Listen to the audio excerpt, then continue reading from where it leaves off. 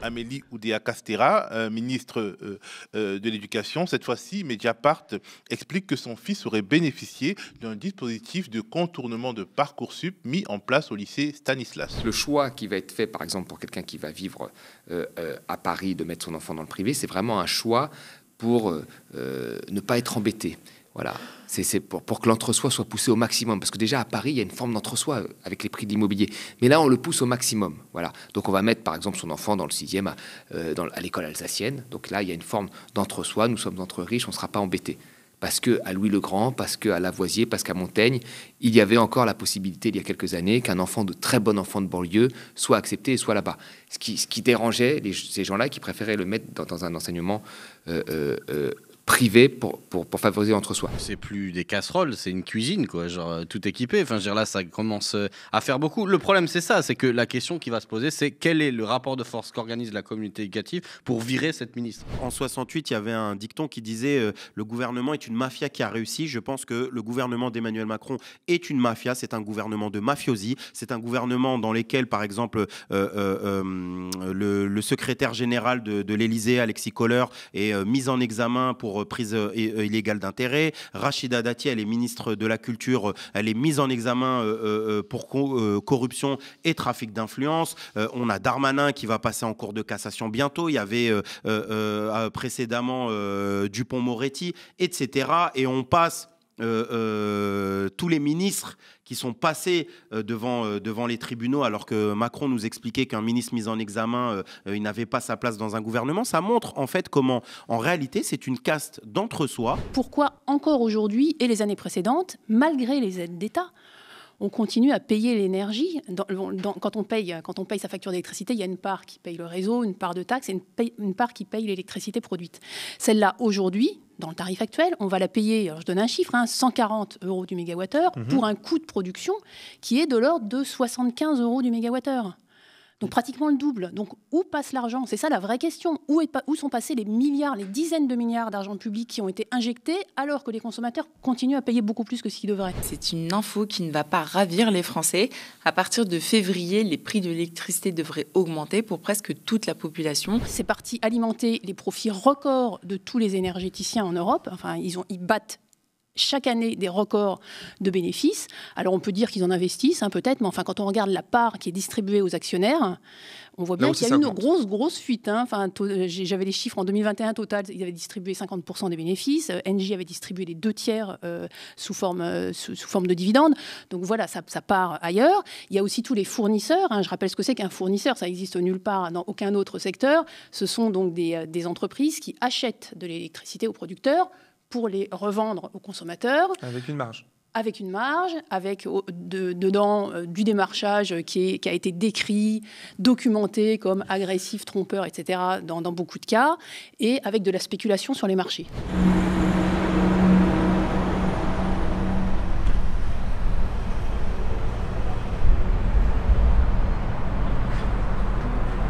La fronde agricole qui se propage dans un contexte remuant au niveau européen avec ce qu'on pourrait appeler le précédent allemand se fonde sur une double protestation contre les charges financières jugées trop importantes, mais aussi contre les normes environnementales et les exigences administratives qui se multiplieraient alors que les conditionnalités vis-à-vis des produits importés seraient moindres. Le mouvement en cours est structuré par la puissante FNSEA, les jeunes agriculteurs et la coordination rurale. La revendication, c'est vivre dignement de notre métier.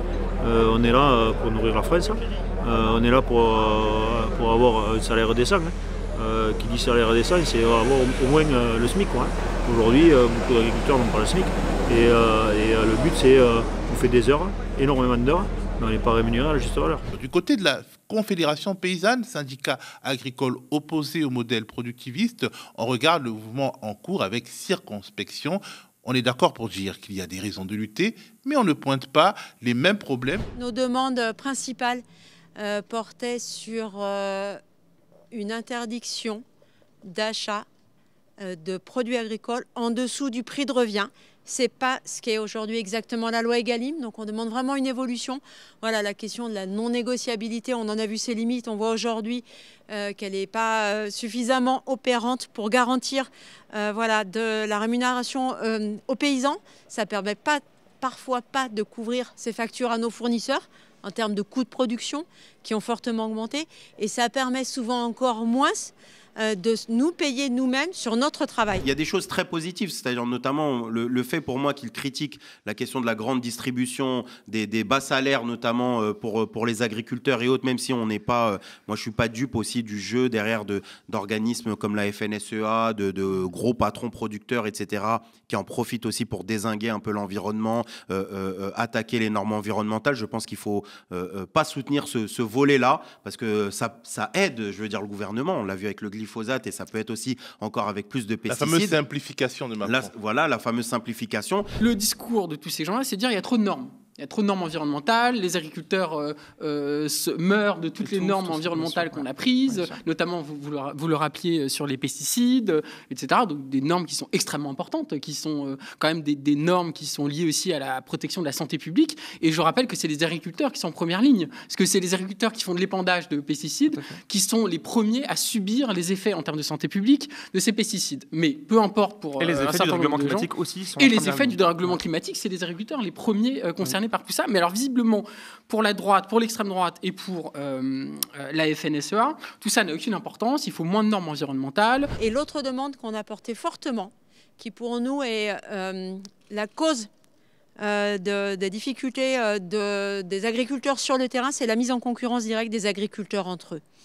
C'est la conséquence directe de politiques qui s'opèrent depuis, qui s'appliquent en France, en Europe, dans le monde depuis des décennies, cette mise en concurrence par la libéralisation de l'économie et d'avoir livré l'agriculture, l'alimentation à cette ultra-libéralisation. Et du coup, on demande un signal fort au gouvernement, par l'intermédiaire du Premier ministre, d'annoncer l'arrêt des négociations sur les accords de libre-échange à venir. Ce dimanche 21 janvier, les opposants à la loi immigration ont jeté leur dernière force avant l'examen décisif par le Conseil constitutionnel qui aura lieu dans 3 jours.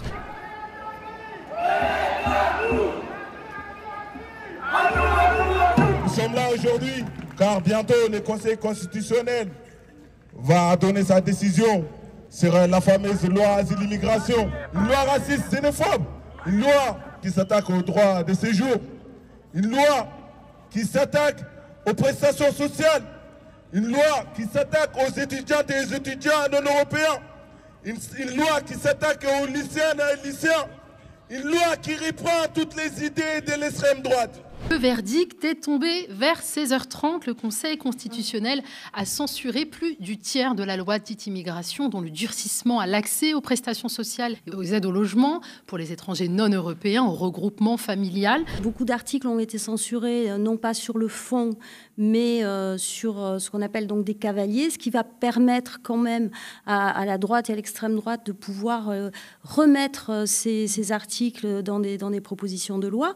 Donc ça nous paraît quand même dangereux. Et quoi qu'il en soit, l'ensemble de ce texte ne nous convient pas. 32 articles censurés, tant mieux. Mais il y en a 85 qui n'avaient pas leur place. Ce projet de loi est un projet de loi inique. Et nous continuerons, nous, associations et organisations syndicales, à mener la bataille. En ce qui concerne la LDH, nous avons un seul mot d'ordre, régularisation pour toutes et pour tous ceux qui sont sur le territoire, liberté de circulation et égalité des droits, quelle que soit sa nationalité, son statut, partout à travers le monde.